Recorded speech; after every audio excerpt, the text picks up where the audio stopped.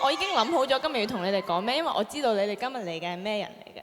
你哋係頭兩場唔夠人快買唔到飛買加場嘅朋友，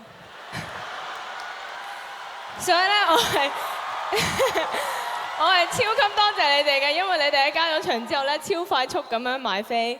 你哋應該係全部都係15分鐘入邊買到飛嘅人嚟嘅，所以你哋非常之犀利。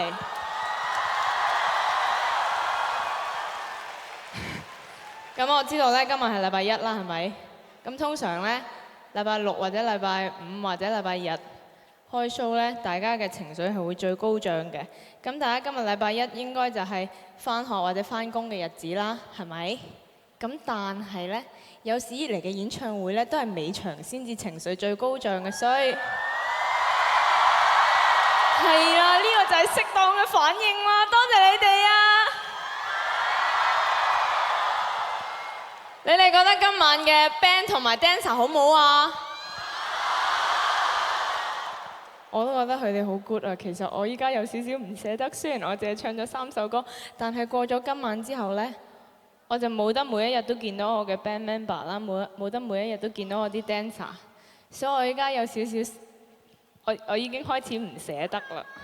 我唔會咁快喊你。